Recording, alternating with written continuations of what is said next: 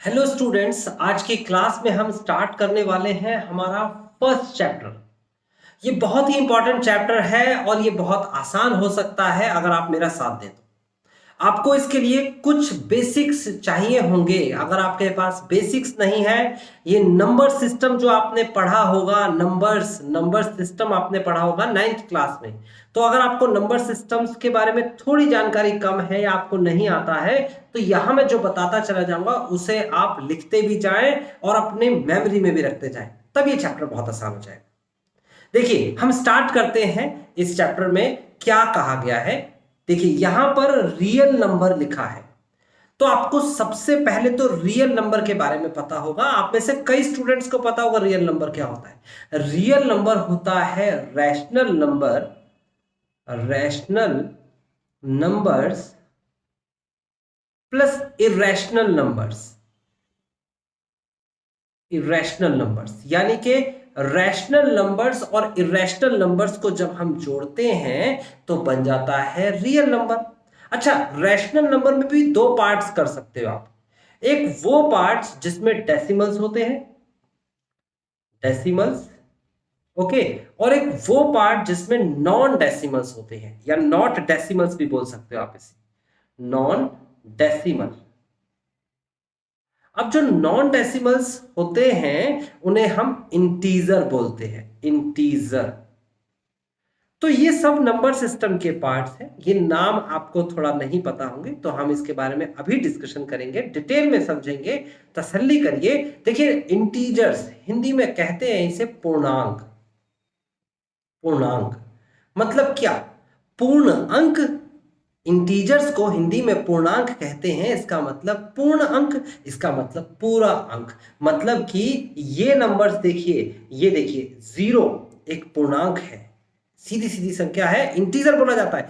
1 एक इंटीजर है, 2 एक इंटीजर है, 3 एक इंटीजर है। ऐसे ही इंफिनिटी तक इंटीजर्स होते हैं। -1 एक इंटीजर है, -2 एक इंटीजर है, -3 एक इंटीजर है। इसी तरीके से माइनस का इंफिनिटी तक भी इंटीजर्स होते हैं। देखिए, एक एक पूरी संख्या है, 2 एक पूरी संख्या है, और 1 और 2 के बीच में आता है 1.5, 1.5 कहते हैं इसे। 1.5 भी बोल सकते हो, 1.5 ऐसे भी लिख सकते हो, लेकिन ये पूरी संख्या नहीं है, मतलब ये इंटीजर नहीं है। यानी कि डेसिमल्स में जो आपके सामने दिख जाए वो इंटीजर्स नहीं है। तो इंटीजर्स क्या होते हैं? जो नॉन डेसिमल्स होते हैं। Non decimals rational number, irrational की बात नहीं हो रही। तो ये रियल नंबर का एक पार्ट है। इंटीजर जो है, ये देखिए, रियल नंबर्स का एक पार्ट है। और क्या है आपको पता लग गया।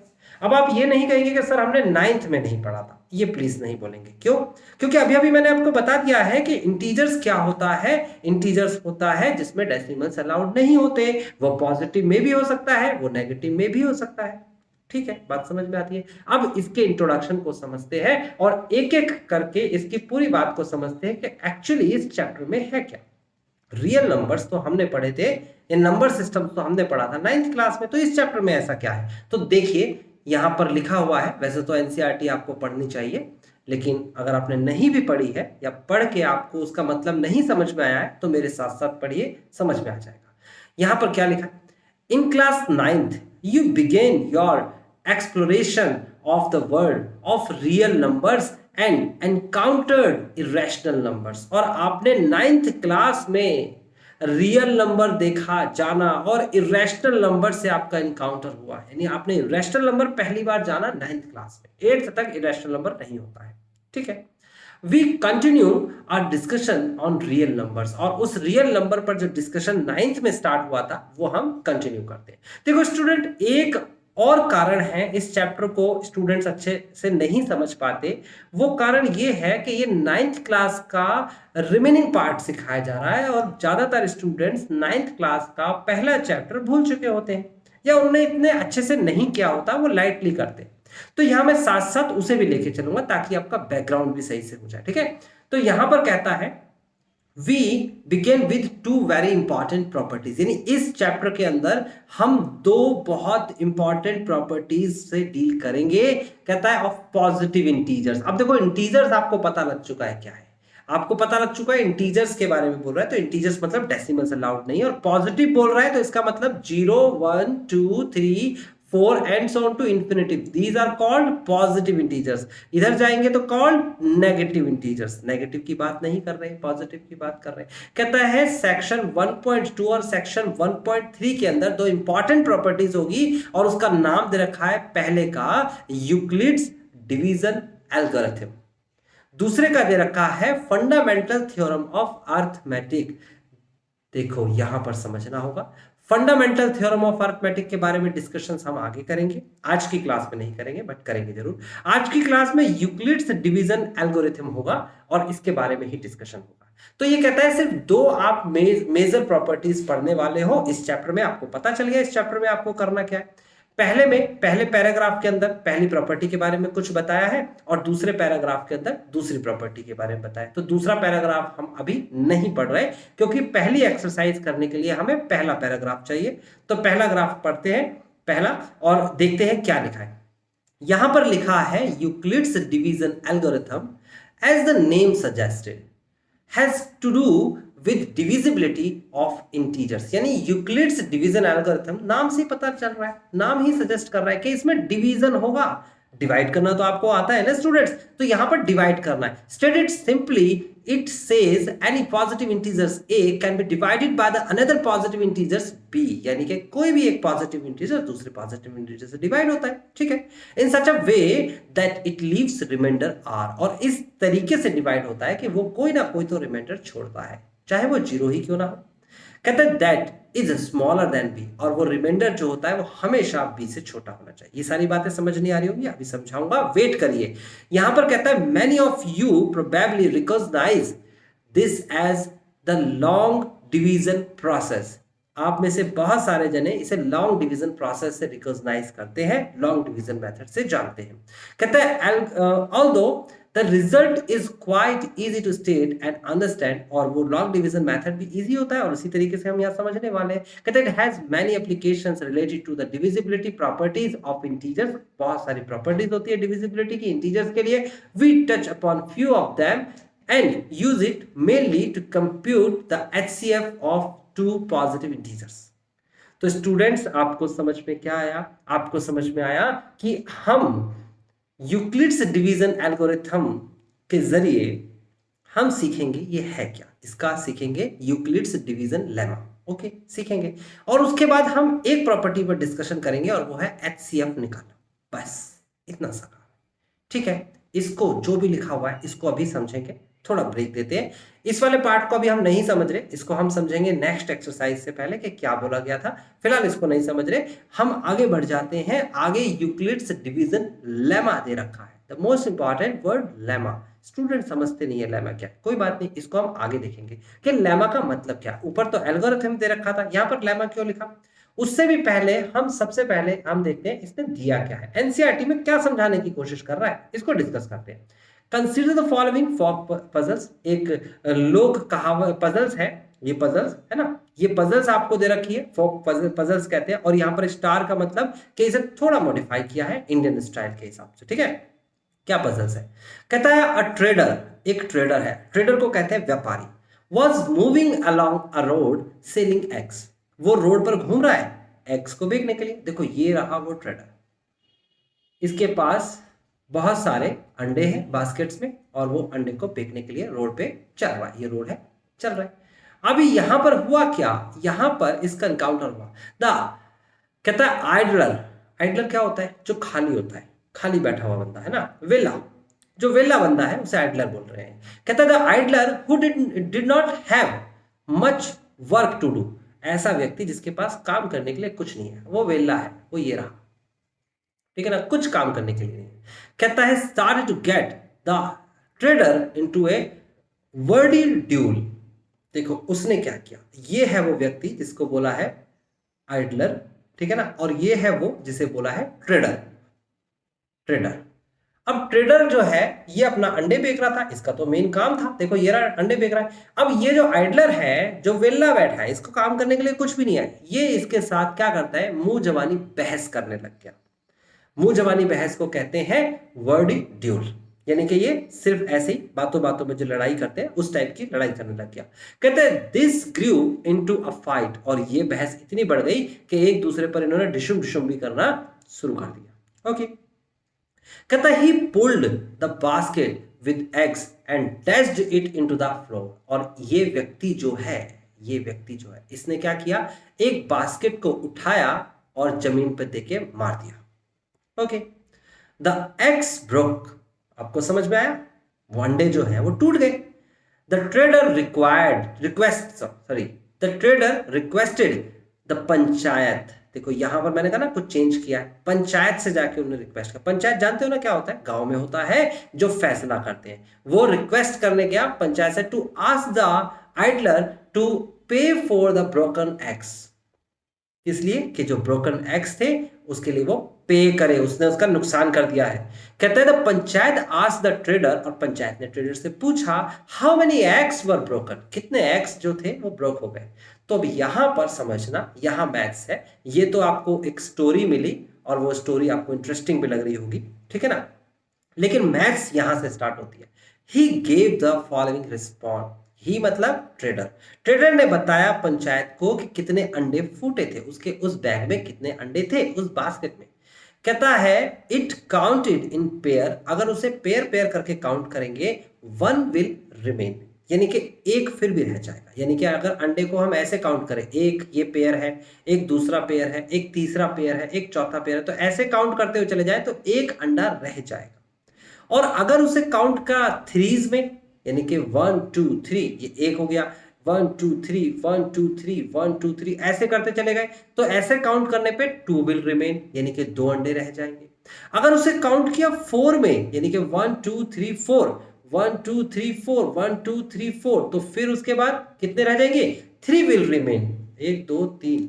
और अगर उसे 5 में काउंट किया 1 2 3 4 5 1 2 3 4 5 ऐसे काउंट किया तो कहता है 4 रह जाएंगे, 1 2 3 4। और अगर उसे 6 में काउंट किया 1 2 3 4 5 6 1 2 3 4 5 6 ऐसे लगाते चले गए अरेंज करते हुए, तो कहता है 5 रह जाएंगे, 1 2 3 4 5। ठीक है, बात बिल्कुल उलझा दी इन्हें।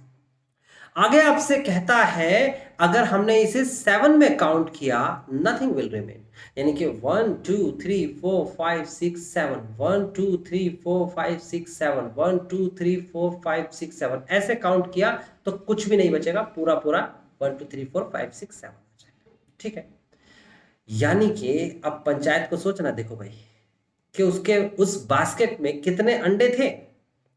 तो सबसे पहली बात, पहली कंडीशन में पेयर, दूसरी कंडीशन में आपको थ्रीज, तीसरी कंडीशन में 4 और चौथी कंडीशन में 5 और पांचवी कंडीशन में 6 और छठी कंडीशन में 7 है।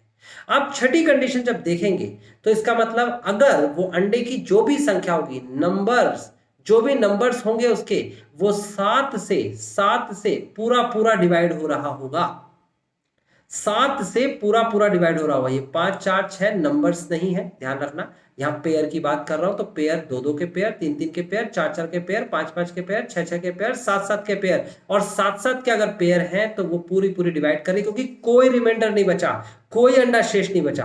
तो इसका मतलब सीधा सा हुआ कि हम इसको किस तरीके से लिख सकते हैं। देखो हम इसको लिखेंगे, अभी बताते हैं हम आपको, 7 की टेबल में। यानी ये तो बात बिल्कुल क्लियर है कि कोई रिमाइंडर कब नहीं बचता, जब 7 की टेबल होती है। 7 की टेबल में कोई रिमाइंडर नहीं बचता, मतलब कि 7 एकम 7, 7 दूनी 14, 7 तिया 21, 28, 7 पंजे 35, 7 छिंग 42, 7 सत्ते 49, 7 अट्ठे 56, 7 नीम 63 और 7 हम 70, 7 11 77, फिर उसके बाद 7 7 14 का 4 हासिल का 1 8 84, और ऐसे ही बढ़ते चले जाएंगे, खत्म ही नहीं होंगे। यानी कि 7 से तो पूरा, यानी कि अंडे या तो 7 हो सकते हैं या 14 हो सकते हैं या 21 हो सकते हैं या 20। भाई सीधी सी बात है, कोई रिमाइंडर नहीं बच रहा, इसी सीरीज में होंगे। तो पहली कंडीशन तो सेटिस्फाई हो गई। दूसरी कंडीशन 6 5 4 3 और पेयर मतलब 2, इनके लिए रिमाइंडर बच रहा है। रिमाइंडर बच रहा है मतलब कि वो संख्या ऐसी संख्या होगी जो 2 से पूरी तरह डिवाइड नहीं होगी, 3 से पूरी तरह डिवाइड नहीं होगी, 4 से पूरी तरह डिवाइड नहीं होगी, 5 से पूरी तरह डिवाइड नहीं होगी, 6 से पूरी तरह डिवाइड नहीं होगी। ठीक है, 7 जरा सोचो किससे, 2 3 4 5 6 और 6, 2 3 4 5 6, 7 ना 2 से डिवाइड होता, ना 3 से डिवाइड होता, ना 4 से डिवाइड होता, ना 5 से डिवाइड होता, ना 6 से डिवाइड होता। भाई ये प्राइम नंबर है। ये दो से डिवाइड होने का नियम ये है, यूनिट प्लेस पर 0 2 4 6 8 आएगा। 3 से डिवाइड होने का नंबर ये नियम ये है कि उसका सम जो है वो डिवाइड बाय 3 होगा, और 4 से तो डिवाइड करने की जरूरत नहीं, क्योंकि जो 2 से नहीं हुआ वो 4 से भी नहीं होगा। उसके बाद 5 से डिवाइड करने का नियम ये है कि लास्ट में 0 और 5 आना चाहिए, और 6 के लिए जरूरत नहीं है। जो 2 3 का फॉलो करेगा केस वो 6 से भी करेगा। बेसिकली हमें यही देखना है बस इतना सा। ठीक है, चेक करते हैं। पहली कंडीशन 7, भाई इनमें से किसी से डिवाइड नहीं होगी। 14 2 से डिवाइड हो जाता है, और इसने कहा था 2 से डिवाइड नहीं होना चाहिए, क्योंकि 2 से डिवाइड का मतलब ये हो गया कि 1 रिमेन यानी कि 1 एक रिमाइंडर जो बचेगा। तो भैया अगर मैं 14 डिवाइड बाय 2 कर देता हूं तो कोई रिमाइंडर नहीं बच रहा, देख लो आप। तो इसका मतलब 14 तो नहीं हो सकता। 21 2 से तो नहीं हो रहा, लेकिन 3 से तो डिवाइड हो रहा है, 3 7 सा, और इन्हें कहा था 3 से डिवाइड होने पर दो रिमेन बचते हैं, यानी कि 2 अंडे बचते हैं। ऐसा नहीं है। 28 किससे डिवाइड हो रहा है, 2 से हो रहा है, नहीं होगा। 35 5 से हो रहा है, देखो ना 5 से डिवाइड हो रहा है। यहां पर कहा गया है 2 3 4 5 6 से डिवाइड नहीं होना चाहिए, तो ये तो हो रहा है। 42 2 से डिवाइड हो रहा है। 49 किसी से डिवाइड नहीं हो रहा है, यानी कि ये हो सकता है। ऐसे ही आगे बढ़ते हैं। 56 2 से डिवाइड हो रहा है। 63 3 से डिवाइड हो रहा है। 72 से डिवाइड हो रहा है। 77 किससे डिवाइड हो रहा है, 77 तो किसी से डिवाइड नहीं हो रहा है। यहाँ पर इनमें से ढूंढना है। इनमें से 2 3 4 5 4 5 6, 2 से नहीं हो रहा भाई, 3 से नहीं हो रहा भाई, 4 से नहीं हो रहा, 5 से नहीं हो रहा, 6 से नहीं हो रहा, ये नहीं ले सकते। इसी तरीके से हम चेक करेंगे, कुछ नंबर हमें मिल जाएंगे कि नहीं मिल जाएंगे, बिल्कुल मिल जाएंगे। अब एक एक करके ट्राई करेंगे जो नंबर बचे हुए। बाकी नंबर पर हमें बात ही नहीं करनी है, हमें बात करनी है उन कुछ नंबर पर जो बचे हुए हैं, इनकी बात ही नहीं होने वाली, हमें बात करनी है इसकी। 7 की बात करते हैं। भाई पहली वाली शर्त क्या है, 2 2 का पेयर बनाएंगे, एक अंडा बच जाएगा। ठीक है, अगर मैं इसे 2 से डिवाइड कर दूं, 7 डिवाइड बाय 2, तो देखो 2 3 अच्छा, एक रिमाइंडर बचेगा, बिल्कुल सही है। 3 से डिवाइड करेंगे तो 2 बचेंगे। 3 से डिवाइड करते हैं, 7 डिवाइड बाय 3, 3 से डिवाइड करेंगे, 3 दूनी 6, तो एक बचेगा, यानी कि ये कंडीशन फुलफिल नहीं कर रहा, ये भी नहीं हुआ। 49 को भी चेक करिए, 77 को भी चेक करिए। मैं बता देता हूं 119 इसका आंसर होगा, क्योंकि इसमें आगे लिखा हुआ है, मैंने देख के बता दिया। अदरवाइज चेक करने का तरीका तो आपको पता चल गया। तो 119 एक ऐसी संख्या है जो 2 से डिवाइड करो, 3 से डिवाइड करो, 4 से डिवाइड करो, 5 से डिवाइड करो, 6 से डिवाइड करो, 7 से डिवाइड करो, आपको इसका रिमाइंडर दिख जाएगा। डिवाइड करना आपको आता है, मैं करके दिखा देता हूं। 119, पहले तो 119 था, और 119 जो है वो 7 से पूरी तरह डिवाइड हो जाता है। देखो 7 कम 7, 7 कम 7, यहां बचेगा 4, 9 7 7 49, बिल्कुल सीधे सीधा है। फिर उसके बाद चलेंगे हम किसके पास, 7 के बाद चलेंगे हम 6 के पास, नीचे से चल रहे हैं 6, 6 से डिवाइड करते हैं 119 को, कितना आएगा भाई, 6 से डिवाइड करने पर 5 रिमाइंडर बचना चाहिए, तो 6 से डिवाइड करेंगे तो 6 कम 6 और 5 9, 6 6 36, 6 7 42, 6 8 48, 6 निम 54, 6 निम 54, बचेगा कितना 5, 5 इज द रिमाइंडर। ऐसे ही 5 से डिवाइड करेंगे, 119 को 5 से डिवाइड करेंगे तो 5 से 5 दूनी 10, 1 9 5 पंजे और 5 दिया 15, कितना आ जाएगा 4, 4 बच रहा रिमाइंडर, देखो यही बोल रहा था। 4 से डिवाइड करेंगे, 4 से डिवाइड करेंगे 119, 4 से डिवाइड, 4 दूनी 8, कितना बचेगा 3 9, 4 चौक 16, 4 8 32, 4 निम 36, कितना बचेगा 3, 3 रिमाइंडर बच रहा है, देखो बोला है। फिर उसके बाद 3 से डिवाइड करेंगे तो 2 बचेगा, और 2 से डिवाइड करेंगे तो 1 ही बचेगा। तो स्टूडेंट्स हमने वो संख्या निकाल ली। ये पहली वाली जो यहाँ पर पजल्स दे रखी थी इसके बारे में बताया है, ये डिवीजन लेमा है। लेमा मतलब क्या, ऐसी प्रूव्ड कंडीशन जिसका कोई फॉर्मूला बनता हो, आगे उसका इस्तेमाल एल्गोरिथम में हो या और कहीं पर हो। ठीक है, अब देखो यहां पर इसने इसी को समझाया है इस पार्टिकुलर प्रोसेस से। इस प्रोसेस से कैसे समझाया मैं समझा देता हूं। देखिए आपको पता है जब हम डिवाइड कर रहे होते हैं तो ये 119 क्या होता है, इसे बोलते हैं डिविडेंड, डिविडेंड, इसे बोलते हैं डिवाइजर, डिवाइजर, इसे बोलते हैं क्वोशंट, और यहां पर जो आया है, जो 0 आया था, यह है रिमाइंडर, यहां पर रिमाइंडर ये है। ठीक है ना। हम डिविडेंड को ए बोलेंगे, क्या बोलेंगे डिविडेंड को, हम डिविडेंड को ए बोलेंगे, हम डिवीजर को बी बोलेंगे, हम क्वोशंट को क्यू बोलेंगे और रिमाइंडर को आर बोलेंगे।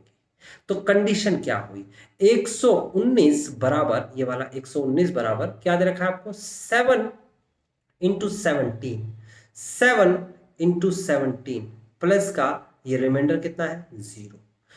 119 का मतलब मैंने ए बताया है, 7 का मतलब मैंने बताया है बी, और 17 का मतलब होता है यहां पर क्यू प्लस का आर। तो ये है आपका यूक्लिड्स डिवीजन लेमा। ये कंडीशन यूक्लिड्स डिवीजन लेमा है कि a is equal to b q plus r होता है। आर की वैल्यू जो है वो हमेशा याद रखिएगा b की वैल्यू से छोटी होगी, छोटी, नॉट बराबर, ओके।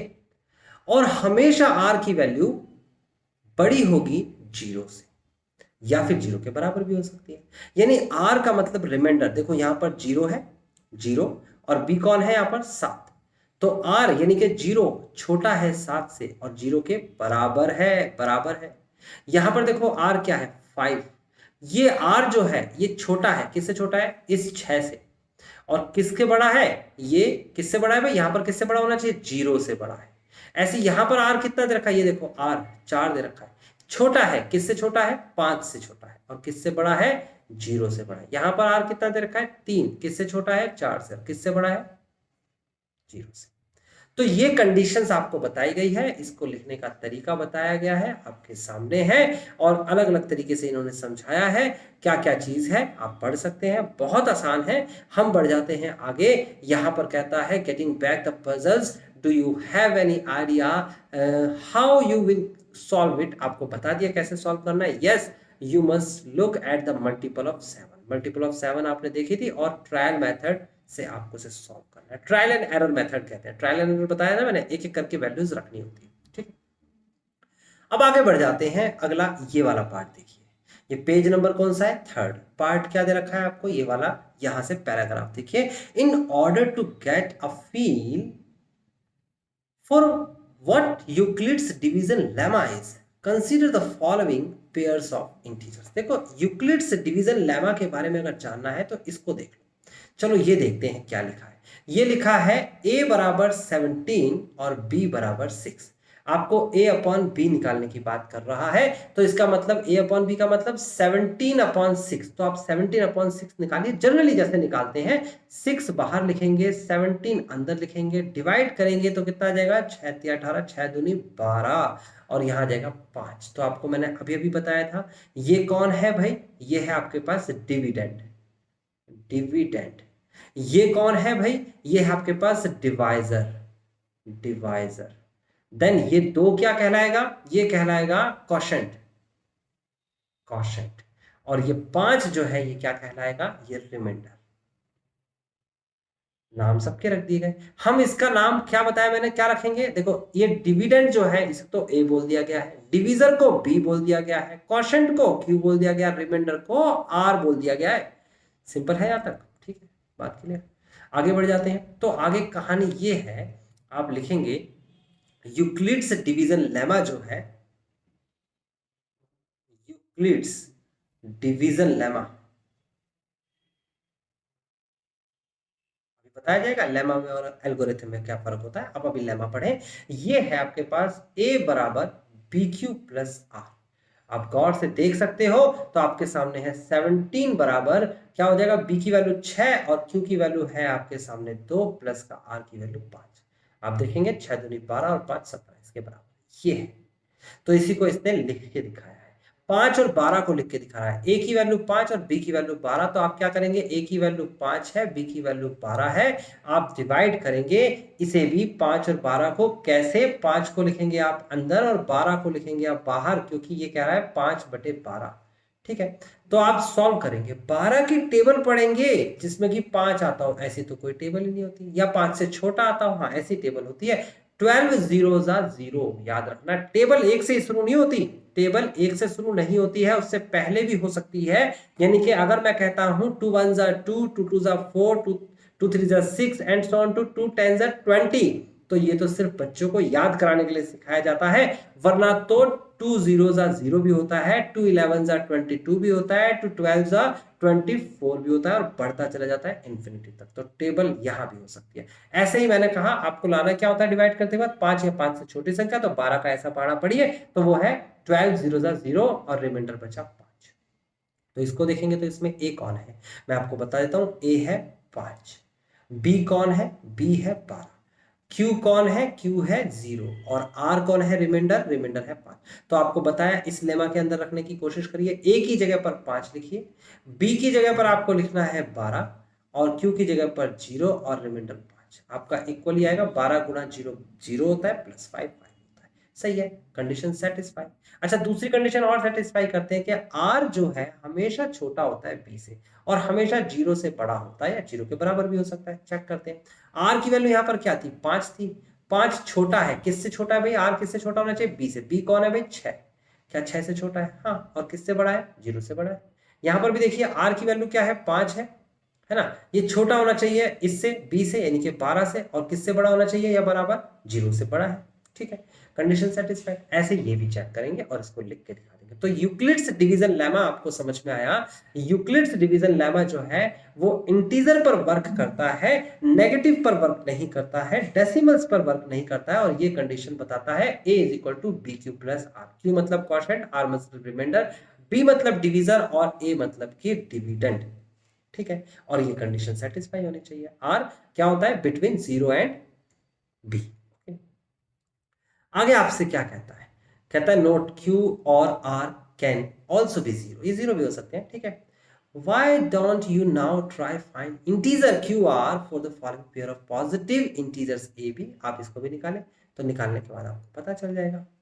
कहता क्या है थ्योरम फर्स्ट में, बहुत आसान है। यूक्लिड्स डिवीजन लेमा में कहता है कि a is equal to b q plus r होता है और इसको प्रैक्टिकली ऊपर बता दिया है, जिसमें कि r की वैल्यू 0 या 0 से बड़ी होगी और b की वैल्यू यानी डिवीजर की वैल्यू r से छोटी, b की वैल्यू r से बड़ी होगी यानी r b से छोटा। ठीक है, बात क्लियर होती है। अब ये कहता है this result was perhaps known for the long time. ये वाला रिजल्ट बहुत समय तक जानते थे लोग। First recorded in book 7। इन्होंने बुक 7 बनाई थी। किन्होंने बनाई थी, यूक्लिड ने बनाई थी। यूक्लिड एक मैथमेटिशियन थे, उन्होंने बनाई थी, याद रखिएगा। और उन्होंने बुक 7 में इसको लिखा था। डिवीजन तो बाद में आया था, डिवाइड करने का जो प्रोसेस मैं सिखा रहा हूं तो बाद में आया था। आगे यहां पर कहता है an algorithm is a series. अब एल्गोरिथम क्या होती है समझ लेते हैं। वो एक सीरीज होती है of well defined steps which gives a procedure for solving a type of problems. वही प्रोसीजर को सॉल्व करती है। ठीक है, कहता है the word algorithm comes from the name of the 19th century Persian mathematician al Khwarizmi. यानी कि अल ख्वारिज़मी जो थे ये रहे, उन्होंने अपनी बुक के अंदर लिखा था तो ये वर्ड जब आया था। In fact even the word algebra, और एल्जेब्रा भी इन्होंने ही दिया था दुनिया को सबसे पहले, और ये पार्शियन थे, याद रखना। ठीक है ना, is derived from the book he wrote called hisab al जबर। हिजाब अल जबर बोलते थे उसे, वल्ला मुकबला। ठीक है ना, ये एक अरेबियन वर्ड है, आप इसे देख सकते हैं। बुक का नाम है, कहता है the lemma is a proving statement, यानी कि ऐसी प्रूविंग स्टेटमेंट होती है, प्रूव करी हुई स्टेटमेंट होती है जो कि एल्गोरिथम में यूज करी जाएगी, जो प्रूव्ड करी जाती है अनदर स्टेटमेंट से। जैसे कि मैंने अभी आपको बताया कि a plus b q plus a is equal to b q plus r जो है, आप देखते हो ये थ्योरम है। लेकिन ये थ्योरम कैसे बनी, ये थ्योरम इस पजल्स के थ्रू प्रूफ हो गई। ये पजल्स जो दे रखी थी, ये थ्योरम इन सब कंडीशंस के थ्रू प्रूफ हो गई, कंडीशंस के थ्रू प्रूफ हो गई। तो यानी कि लेमा वो होता है जब किसी कंडीशंस, किसी क्वेश्चंस के थ्रू किसी बात को प्रूफ करोगे जो एल्गोरिथम में यूज करने वाले। ठीक है, तो लेमा और एल्गोरिथम मोस्टली तो एक ही जैसा यूज करेंगे। अब इस लेमा का इस्तेमाल क्या होगा, तो मोस्ट इंपॉर्टेंट बात यह है कि इस्तेमाल क्या करें सर, इसका इस्तेमाल HCF निकालने में करेंगे। लिखा हुआ है Euclid's division algorithm is a technique to compute the highest common factor of two given positive integers. Recall HCF of the two positive integers a and b is the largest positive integers d and divide both a b। देखो यहाँ पर आपको example दे रखा है, ये रहा, मैं इसे कराता हूँ। आपको यहाँ पर एग्जांपल में दे रखा है 4, 5, 5 एंड 42। अब इसका HCF निकालना है। HCF क्या होगा, तो हम लेमा का यूज करेंगे। कैसे करेंगे चेक करते हैं। इन दोनों में बड़ा कौन है? 455 बड़ा है 42 से, तो हम 42 से डिवाइड कर देंगे 455 को। और जब डिवाइड करेंगे तो कितनी बार में जाएगा? अब पहले इसे लिखिए 4 में, तो 4 दूनी 8 होते हैं और 4 चौक 16 होते हैं। ये तो इससे नहीं जा रहा है, ये आ जाएगा आपके पास 42 1 में जाएगा ना, 1 में जाएगा, सॉरी यहाँ पर जाएगा ये 1 में। मैं पूरे को डिवाइड कर रहा था, ये 1 में जाएगा तो 42 होगा, यहाँ से आएगा 3, यहाँ से आएगा 5, फिर लगाएंगे 0, फिर लगाएंगे पॉइंट, फिर उसके बाद आगे बढ़ेंगे, लेकिन आगे जाएंगे नहीं क्योंकि हमें यही रिमाइंडर छोड़ना है। देखो ये कौन है? R है, ये कौन है? B है, ये कौन है? A है, ये कौन है? Q है। बात क्लियर है? आपको पता है R जो है वो छोटा होता है B से। R की वैल्यू 35 है, क्या वो छोटी है 42 से? हाँ, यही छोड़ देंगे और वो 0 से बड़ा होना चाहिए। बिल्कुल क्लियर है? इसका मतलब अगर हम लेमा का इस्तेमाल करें तो क्या होगा? लेमा वो होगा A is equal to b q plus r. A की वैल्यू कौन है जरा तू देख के बताइए? 455। बी की वैल्यू क्या है? 42 और क्यू की वैल्यू क्या है? 10 और उसके बाद आर की वैल्यू क्या है? आर की वैल्यू 35। ये पहला स्टेप हो गया, आपको समझ में।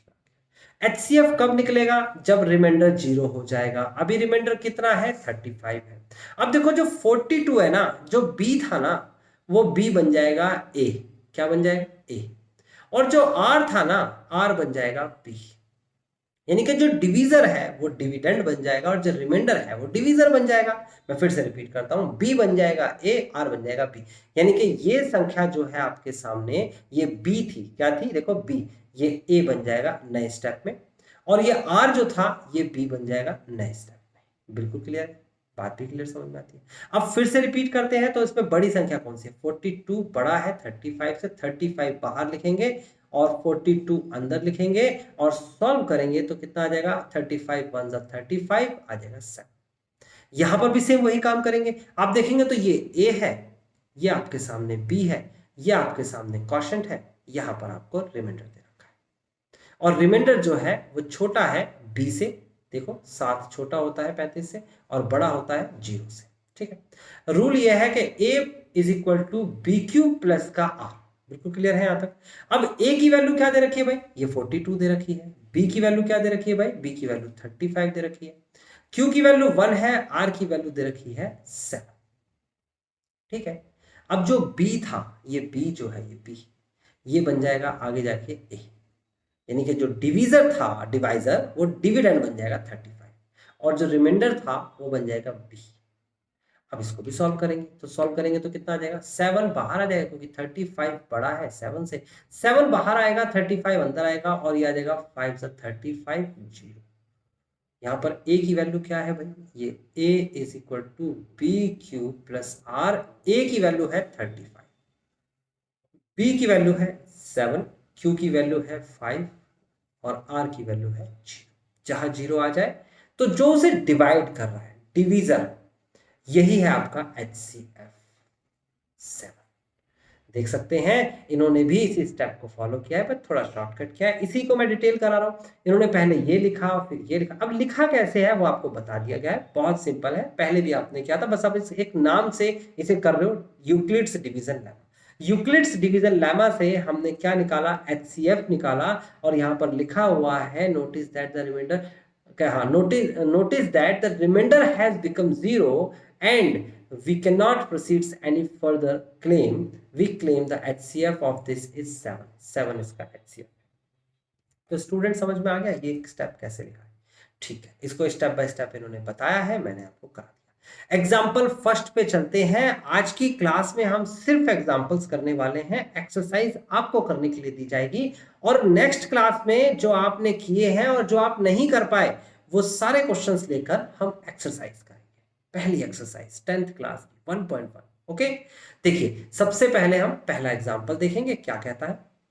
कहता है since 12,576 greater than, sorry not this, this is not example, example is this, use Euclid's algorithm find HCF of this. HCF तो आपको निकालना आता है, अब हम यूक्लिड्स का एल्गोरिथम यूज करेंगे।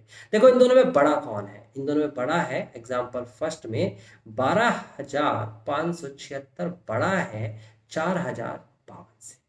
तो 4052 को मैं यहाँ लिखता हूँ 4052 को बाहर लिखेंगे एंड 12576 को अंदर लिखेंगे और सॉल्व करेंगे बेटा। और सॉल्व करने पे कितना आएगा देखो, 4 या 12 होते, 3 से मल्टीप्लाई कर दो इसकी, 3 दूनी 6, 3 पंजे 15 का 5 हासिल का 1 और 3 कम 3 3 0 0 1 आएगा, 3 चौक 12, 12156 आएगा। घटाएंगे तो 0 आएगा, 2 आएगा, 4 आएगा, 420 बचा।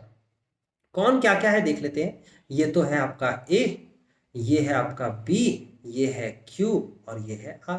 ठीक है, आपको पता है a is equal to b q plus r होता है। एचसीएफ निकालना है, जब तक आर 0 ना आ जाए जब तक निकालेंगे। तो ए की वैल्यू कितनी दे रखी है, ए की वैल्यू दे रखी है 12576, बी की वैल्यू दे रखी है आपको कितनी 4052 और क्यू की वैल्यू कितनी है 3 है प्लस का 420। ये एक प्रूव्ड स्टेटमेंट है, इसलिए इसे लेमा बोलते हैं। अब मैंने बोला था जो यहां पर बी है उसे ए बना देंगे 4052 और जो यहां पर रिमाइंडर है उसे बी बना देंगे 420 और फिर से वही काम रिपीट कर देंगे भाई। तो क्या हो जाएगा, ये आ जाएगा आपके पास 420 डिवाइड बाय 4052। सिंपल है, 420 से डिवाइड। अब 420 से डिवाइड करेंगे तो कितनी बार में जाएगा। सबसे पहले तो हम डिवाइड करते हैं, 4 में नहीं जाएगा, 40 में जाएगा, 405 में जाएगा, तो पूरे में जाएगा।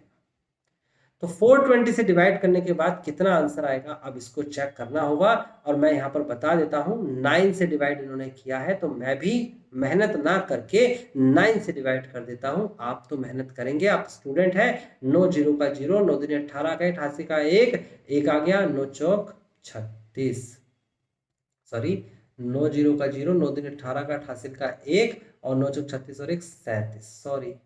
ठीक है, तो अब घटाएंगे तो आएगा 2, घटाएंगे तो कितना जाएगा ये आपका 7 और यहां पर घटाएंगे तो कितना आएगा 10 में से तो नहीं जा सकता, 9 में से 7 गया तो 2 बचेगा।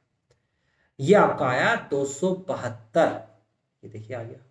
आप लिखेंगे कैसे, आप लिखेंगे कि a इज इक्वल टू, यहां पर a कौन है भाई, a ये रहा, b ये रहा, q ये रहा और r ये रहा। तो आप लिखेंगे a is equal to b q plus r. सीख लो कैसे करना है। a की वैल्यू क्या है, a की वैल्यू है आपके सामने 4052। बी की वैल्यू क्या है, बी की वैल्यू है आपके पास 420 और आर क्यू की वैल्यू है आपके पास 9 और आर की वैल्यू है 272।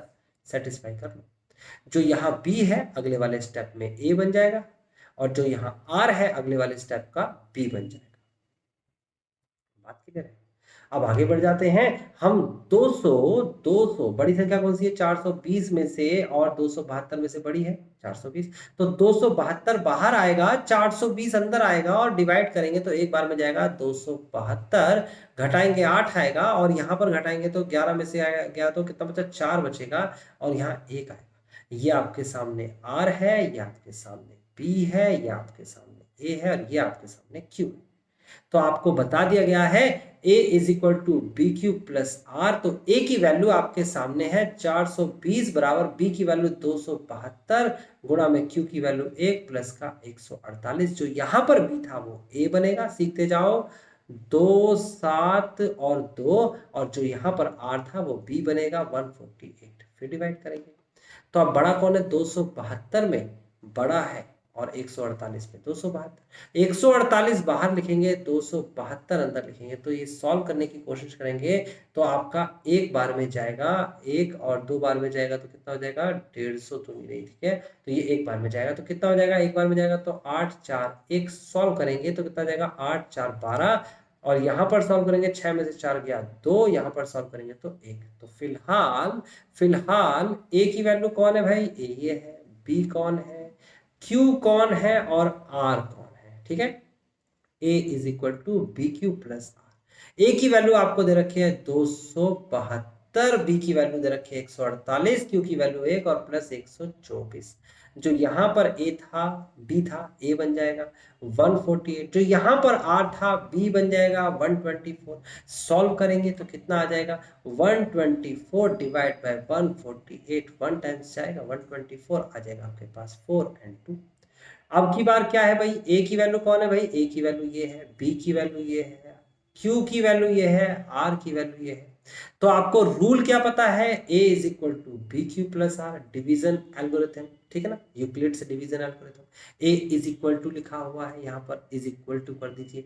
अब आप क्या करेंगे भाई आगे, अब आप करेंगे a की वैल्यू, a की वैल्यू है 148 बराबर b की वैल्यू 124 इंटू क्यू की वैल्यू 1 प्लस आर की वैल्यू 24। ये वाली संख्या बन जाएगी a, ये वाली संख्या बन जाएगी b, और सॉल्व करने की कोशिश करेंगे तो क्या हो जाएगा भाई, आप इसे 24 को तो बाहर लिख देंगे और 124 को अंदर लिख देंगे, तो कितनी बार में जाएगा 24, तो एक 12 में तो जाएगा नहीं, तो 24 में देखेंगे तो ये आ जाएगा आपके पास 4, 4 दूनी 8 होते हैं और 5, 5 दूनी 10 होते हैं, 5 चौक 20 होते हैं, तो 5 बार में जाएगा, या जाएगा 5 चौक 20 का 0 हासिल के 2, 5 दूनी 10 और 2 12, यानी कि 4 आया रिमाइंडर। अब यहाँ पर भी खोज कर लेते हैं, यहाँ पर a की वैल्यू ये है, b की वैल्यू ये है, और c की वैल्यू आप सॉरी q की वैल्यू ये है, और r की वैल्यू ये है। बिल्कुल क्लियर है। अब आपको रूल पता होना चाहिए यूक्लिड्स डिवीजन लेमा का, a plus b q plus a is equal to b q plus r होता है भाई, a is equal to b q plus r. A की वैल्यू है 124, बी की वैल्यू है 24, क्यू की वैल्यू है 5 और आर की वैल्यू है 4। यहाँ पर बन जाएगा ये a की वैल्यू 24 और b की वैल्यू 4। जब इसे सॉल्व करेंगे तो 4 डिवाइड बाय 24, 4 6 24, जीरो रिमाइंडर आते ही हमें जो डिवाइड कर, कौन डिवाइड कर रहा है इस पूरे को, 4 से डिवाइड हो रहा है, तो HCF इज 4। तो इसका आंसर लिखेंगे HCF इज इक्वल टू 4। देख सकते हो ये लिखा हुआ है। इन्होंने थोड़ा शॉर्टकट किया, आपको शायद समझ में ना आए, मैंने बिल्कुल लॉन्ग कट किया है, आपको बताया डिवाइड कैसे करते हैं। तो स्टूडेंट्स आपने पहला एग्जांपल कर लिया है, अब चलते हैं हम अपने दूसरे एग्जांपल के पास। दूसरा एग्जांपल, और इससे पहले एक रिमार्क है, इसे जरूर पढ़िएगा, ठीक है। दूसरा एग्जाम्पल क्या कहता है, दूसरा तीसरा और चौथा, 4 ही तो एग्जाम्पल है, तो दूसरे एग्जाम्पल के पास आ गए हैं। जरा एक बार पढ़ के दिखा दीजिए दूसरा एग्जाम्पल क्या है। हर एक बार जब भी यूक्लिड्स डिवीजन लेमा कर रहे थे तो उसकी कंडीशन सेटिस्फाई जरूर होनी चाहिए, अदरवाइज कंडीशन सेटिस्फाई नहीं हुई तो वो कंडीशन एप्लीकेबल भी नहीं होगी। याद रखना, मैं आपको बता देता हूं, यूक्लिड्स डिवीजन लेमा जो होता है ना, यहाँ पर लेमा ऑब्लिक एल्गोरिथम कर रखा है। यूक्लिड्स डिवीजन लेमा जो होता है, इसका रूल होता है a is equal to b q plus r. और एक बात और याद रखना, r जो है 0 हो सकता है, 0 से बड़ा होगा और हमेशा b से छोटा होगा, ठीक है। ये कंडीशन सेटिस्फाई होनी चाहिए। कहता है शो करके दिखाइए, second example, every positive even integer is of the form of 2q and every positive odd integer is 2q plus 1। देखो जब भी ऐसी सिचुएशन हो तो इसे कंपेयर कर, देखो मेरे पास bq है, यहां पर 2q है, तो b बराबर 2 हुआ क्या, नहीं हुआ, b बराबर 2 हो गया एग्जाम्पल नंबर 2 में। और आपको यह भी पता है कि r की वैल्यू क्या होती है, 0 से बड़ी होगी और 2 से छोटी होगी, क्योंकि b की वैल्यू 2 है, तो r की वैल्यू क्या हो जाएगी, 0 हो सकती है, 1 हो सकती है, 2 वैल्यूज हो सकती है ना। आप इसे लेट करिए कि Euclid's division lemma by Euclid's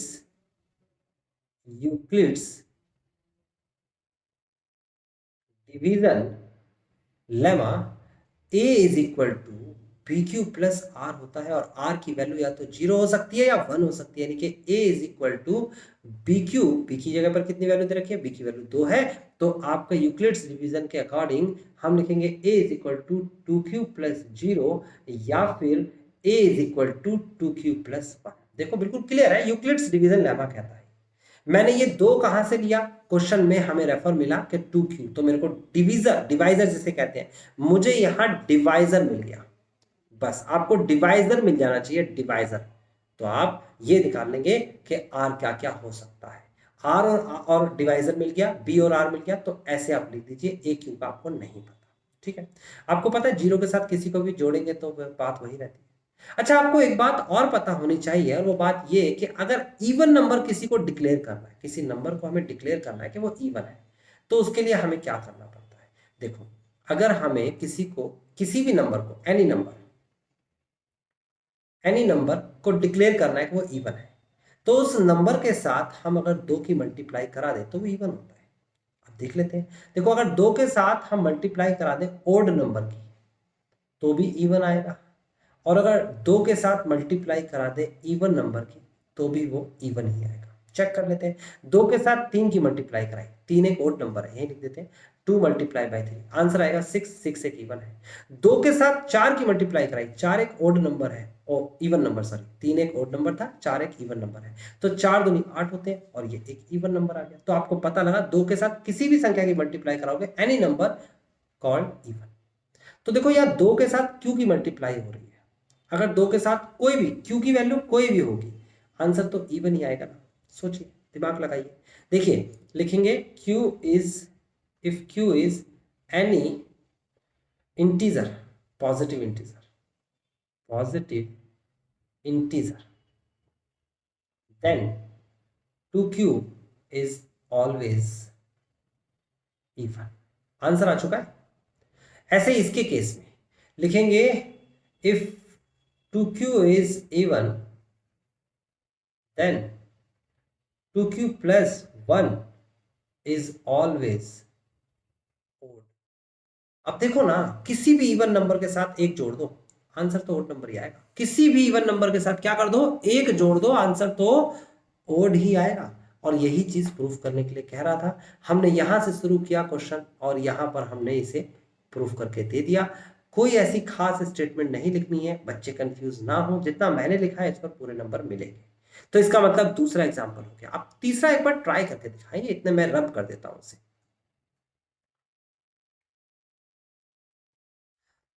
example number 3 क्या कहता है? कहता है show that any positive odd integer of the form of this and this. सबसे पहला काम किया, क्यू के साथ कौन लिखा हुआ है भाई? क्यू के साथ 4 लिखा है। लिखेंगे बाय यूक्लिड्स डिवीजन एल्गोरिथम लिख लो या लेमा लिख लो, है ना, lemma. a is equal to b q plus r, वैसे ये लेमा ही कहलाएगा, और r की वैल्यू b से छोटी है और 0 से बड़ी है, ये कंडीशन हो गई। सो क्या दे रखा है आपको? b इज इक्वल टू क्या दे रखा है, जरा चेक करके बताइए। b इज इक्वल टू 4 दे रखा है मेरा बेटा, 4, क्योंकि 4q है। आप कंपेयर कर सकते हैं इसे, कंपेयर तो 4 मिल जाएगा आपको b। देखो q के साथ जो होता है वो b है। और आपको पता है r कैसे निकलेगा? r निकलेगा b से छोटा, तो b की वैल्यू तो 4 है, 4 से छोटा होना चाहिए। और किससे बड़ा? 0 से बड़ा। तो r की वैल्यू में भी 0 हो सकती है, 1 हो सकती है, 2 हो सकती है, 3 हो सकती है। तो लिखेंगे बाय यूक्लिड्स, ये तो लिख ही दिया है ना। तो आपका पहले तो a आएगा फर्स्ट केस में, केस फर्स्ट जो है उसमें a बराबर आएगा बी क्यू, यानी कि 4q प्लस r की वैल्यू 0 है। दूसरे केस में आएगा केस सेकेंड 4q प्लस का 1, तीसरे केस में आएगा 4q प्लस का 2 एंड चौथे केस में आएगा 4q प्लस का 3। ये केस 1 है, एक केस सेकेंड है, एक केस थर्ड है, एक केस फोर्थ है। अब चेक करते हैं। देखो अगर 0 किसी संख्या के साथ जुड़ता है तो वो आ जाएगा आपके पास, वही संख्या आ जाएगी। और इस 4q को लिख सकते हैं 2 मल्टीप्लाई बाय 2q, मतलब 2 मल्टीप्लाई बाय एनी नंबर। मैंने बोला एनी नंबर, किसी नंबर के साथ 2 की मल्टीप्लाई, तो वो क्या कहलाएगा? इवन कहलाएगा। और अगर ये इवन है, यानी कि ये नंबर इवन है, आप इसे पूरे को देख लो, ये पूरी की पूरी संख्या जो है 2 के मल्टीपल में नहीं है, not multiple of 2, this is odd number. Multiple of 2 है, ये देख सकते हो आप। ये देखो 2 कॉमन ले लिया तो 2q प्लस 1 है। ये कोई भी नंबर लिख लो यहाँ पर, ओड हो या इवन हो, 2 से मल्टीप्लाई होगी तो वो इवन ही कहलाएगा। और ये वाला नंबर में ये 2 से कॉमन हो नहीं रहा, तो इसका मतलब ये ओड ही कहलाएगा। आपको कह रहा है कि शो करके दिखाइए कि ओड इंटीजर्स जो है 4q प्लस 1 4q प्लस 3 होता है। तो आपने शो तो कर दिया, ओड नंबर 4q प्लस 1 और ओड नंबर जो है 4q प्लस 3 ही होता है। स्टूडेंट्स बात समझ में आ गई? बहुत इजी थी, क्लियर भी हो गई होगी। अगले लास्ट एग्जाम्पल के पास चलते हैं, आज की क्लास एंड करते हैं और आपको बता दिया गया है कि आप क्या करेंगे, एक्सरसाइज ट्राई करेंगे खुद से। लेकिन फिलहाल हम लास्ट एग्जाम्पल की तरफ चले। चौथा एग्जाम्पल है, अच्छा एग्जाम्पल है, यहाँ पर इन्हें लिख भी दिया था। कहता है अ स्वीट सेलर, एक जो मिठाई विक्रेता है, हैज 420 काजू बर्फीज एंड 130 बादाम बर्फीज। एक काजू विक्रेता के पास 420 तो, सॉरी स्वीट सेलर के पास 420 तो काजू बर्फी है और 130 बादाम बर्फी है। शी वॉन्ट्स टू स्टैक, वो उसकी ढेरी लगाना चाहता है। स्टैक का मतलब होता है लाइन से ढेरी लगाना, जैसे कि एक ट्रे में या फिर एक डब्बे में लगाया होता है मिठाई को, है ना, सिस्टमैटिक वे से। कहता है देम इन सच ए वे, इस तरीके से स्टैक करना चाहता है। Each stack has the same numbers, हर एक स्टैक में नंबर सेम। कहता है and they take up the the least area, और वो क्या करे, कम से कम एरिया घेरे। What is the number of that can be placed in each stack for this purpose. तो मैं आपको बता दूं, बहुत आसान है। फॉर एग्जाम्पल आपको HCF निकालना है, HCF ऑफ 420 एंड 130। तो निकालिए ना, कैसे निकालते हैं बताया तो था। बड़ा कौन है, छोटा कौन है, छोटे वाले को बाहर रख देंगे, बड़े वाले को अंदर रख देंगे। सॉल्व करने की कोशिश करेंगे तो कितनी बार में जाएगा, ये जाएगा 13 एकम 13 दूनी 13 तिया 39 39, ये आ जाएगा 0, ये 0 आ जाएगा, ये 3 आ जाएगा। अभी ये आगे आपके पास क्या, रिमाइंडर। आप यहां लिखेंगे रिमाइंडर, आप यहां लिखेंगे बी, यहां लिखेंगे ए, यहां लिखेंगे क्यू। ओके, तो ये हो जाएगा a is equal to b q plus r, और a की वैल्यू है 420, b की वैल्यू आपके सामने है 130, q की वैल्यू आपके सामने है 3, और r की वैल्यू है 30। ठीक है, मैंने कहा था जो भी यहां पर b होगा आगे चल के a बन जाएगा, यानी कि क्या, डिवाइजर बोलते हैं, डिविडेंड बन जाएगा, यानी कि a बन जाएगा 130, और जो भी यहाँ रिमाइंडर होगा आगे चल के b बन जाएगा। ये लो जी, अब इसको सॉल्व करते हैं। बड़ी संख्या को बाहर अंदर रखेंगे और छोटी संख्या को बाहर रखेंगे। 130 से डिवाइड कर रहे हैं 30 से, तो कितना आ जाएगा, ये आ जाएगा आपके पास 3 दूनी 6, 3 3 चौक 12, 4 जाएगा 10 आ जाएगा। कौन कौन क्या क्या है जरा लोकेशन देख लें एक बार। ये संख्या जो दे रखी है आपको, सॉरी, ये जो संख्या दे रखी है, ये दे रखी है आपको A, ये संख्या B है, ये संख्या आपके सामने Q है, और ये संख्या आपके पास R। ठीक है, तो A is equal to b q plus r होता है। A की वैल्यू 130 है, B की वैल्यू दे रखी है आपको कितनी 30, और Q की वैल्यू दे रखी है आपको 4, और R की वैल्यू दे रखी है 10। अभी भी रिमाइंडर बच रहा है। जो यहां पर B था यानी 30, वो क्या बन जाएगा, A बन जाएगा। जो यहां पर रिमाइंडर था वो क्या बन जाएगा, B बन जाएगा। आप 10 से डिवाइड करेंगे, किसको करेंगे, 30 को, तो 3 30 0। अब a is equal to b q plus r होगा। a की वैल्यू 30 होगी, b की, और इज इक्वल टू b की वैल्यू आपके सामने है 10, q की वैल्यू 3 प्लस 0। तो किसने डिवाइड किया, 10 ने डिवाइड किया। तो इसका क्या हो जाएगा आपके सामने, देखो यहां पर लिखा भी हुआ है, ये देखिए, therefore sweet sellers can make stack of 10 of both kind of barfi. दोनों प्रकार की बर्फी का जो स्टैक बनाएगा, जो लाइन लेयर बनाएगा, 1 2 3 4 5 6 7 8 9 10, फिर इसके नीचे 1 2 3 4 5 6 7 8 9 10, फिर इसके नीचे 1 2 3 4 5 6 7 8 9 10, ऐसे 10 10 की लेयर बनाएगा, और ये हो गया आपका आंसर, HCF स्टैक। अब स्टूडेंट्स आपके सामने ये एक्सरसाइज है, मैंने 4 एग्जांपल्स कराए हैं, उसके रिगार्डिंग ये 5 क्वेश्चंस दे रखे हैं। मैं आपको बता चुका हूं, आपको ये चैप्टर जब ही आसान लगेगा जब आप कॉपी पेन साथ लेके बैठेंगे और मेरा साथ देंगे। आज की क्लास यहीं फिनिश करते हैं, मिलते हैं नेक्स्ट